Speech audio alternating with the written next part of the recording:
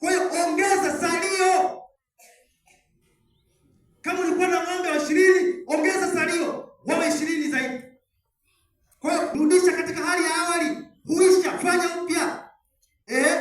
Kuchaji, kujaza tena, kuhifadhi, kudumisha na kulinda. Maana ya Biblia islahi hii ni kwamba rasilimali zote tulizokusanya na pia kutumia katika mchakato wa kuzaa na kuongezeka, rasilimali hizo zinapaswa kujazwa tena, kuhifadhiwa, kujazwa upya, kubadilishwa, kurejeshwa katika hali yake awali na kujazwa mpaka kujaa. Inahusiana na kuweka dunia katika hali kamili na salama na kuijaza tena uhai na nguvu. Kwa hiyo hili neno linamaanisha kuhifadhi, kujaza, kutunza, kisipotee, kisiharibike. Bwana Yesu asifiwe. Jamani, buliashi tujazwe. Jazweni baraka. Amen. Za afya. Ndio afya ulionayo isipotee, isiharibike. Jazwa tena. Kama uliugua jana, sasa Mungu akupatie tena afya.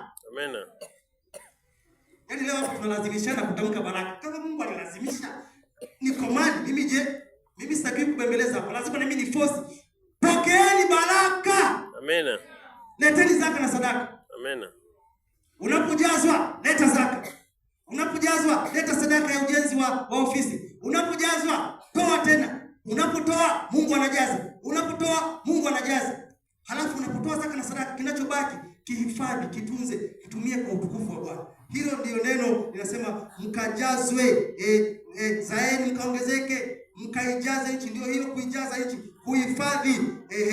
Lakini anasema kuitiisha, maana yake hii ni mamlaka, ikimaanisha kwamba ikimaanisha kwamba unajua katika mapambano ya maisha, sikiliza, kuitiisha maana yake ni kunyenyekeza. Hili neno linamaanisha ni kunyenyekeza. Lina mahusiano makubwa sana na mambo ya kijeshi. Sikiliza, wanajeshi wanapokwenda vitani kupambana, wanakutana na changamoto za baridi, changamoto za maadui, changamoto za